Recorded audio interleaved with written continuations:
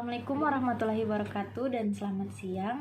Perkenalkan, nama Ibu Dian Rizky. Ibu di sini sebagai guru BK kalian.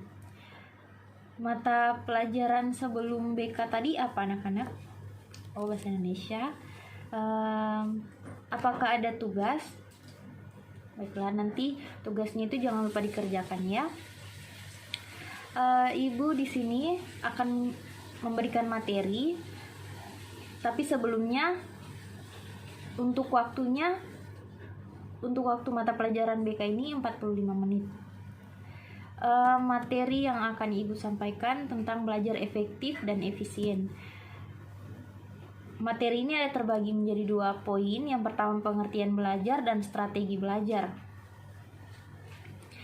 Sebelum kita masuk ke materi, Ibu akan memberikan persepsi. Pada saat ini, pendidikan di negara kita belum menunjukkan hasil yang maksimal. Padahal perkembangan teknologi di negara kita dari tahun ke tahun semakin pesat. Mengapa bisa menjadi demikian?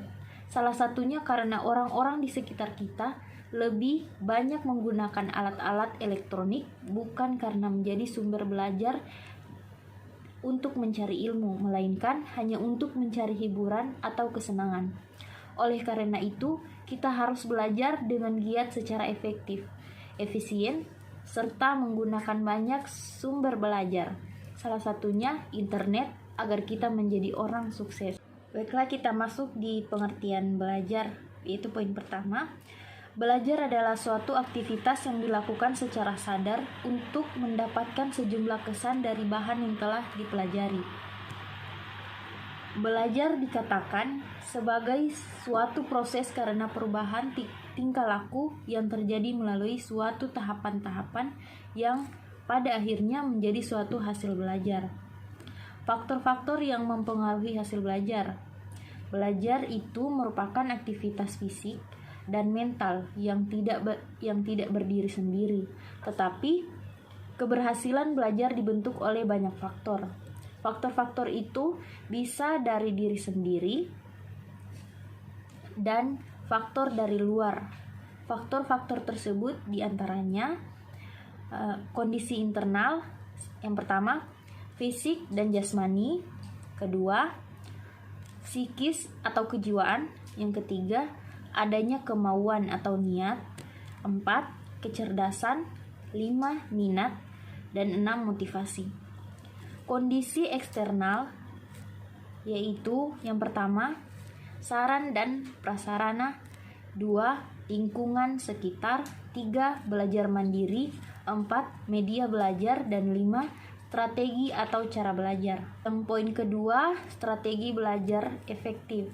Menurut ahli, dalam bukunya berjudul 7 Habits of Highly Effective People, memaparkan 7 langkah yang bisa Anda kembangkan untuk mendapatkan belajar yang efektif. Yang pertama, bertanggung jawab atas dirimu sendiri, merupakan tolak ukur sederhana Anda untuk berusaha menentukan sendiri prioritas, waktu, sumber-sumber terpercaya dalam mencapainya.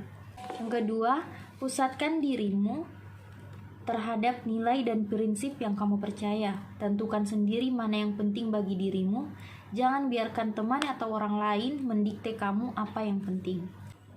Yang keempat, anggap dirimu berada dalam situasi co-opetition, bukan hasil situasi win-to-win lagi.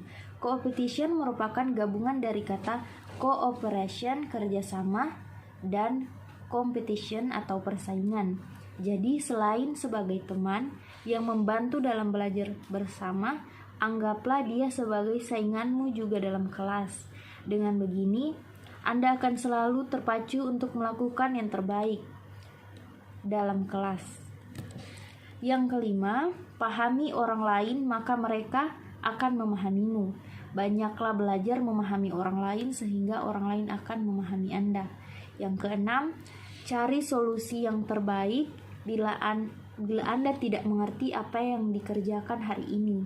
Jangan hanya membaca ulang bahan tersebut, coba cari lainnya. Misalnya, mendiskusikan bahan tersebut dengan guru, teman, atau kelompok belajar. Sekiranya materi tadi yang dapat Ibu sampaikan.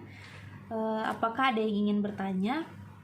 Baiklah, kalau tidak ada, kita akan melanjutkannya lagi untuk pertemuan minggu depan. Karena waktu sudah mau hampir habis, Ibu akan menutup pertemuan kita hari ini. Tapi sebelumnya, mata pelajaran apa yang masuk setelah mata pelajaran BK ini? Ya, matematika. Apa diberi tugas gurunya untuk minggu kemarin? Sudah dikerjakan? Oh, baiklah. Baiklah, Ibu mengakhiri pertemuan kita hari ini dengan mengucapkan alhamdulillah. Wassalamualaikum warahmatullahi wabarakatuh.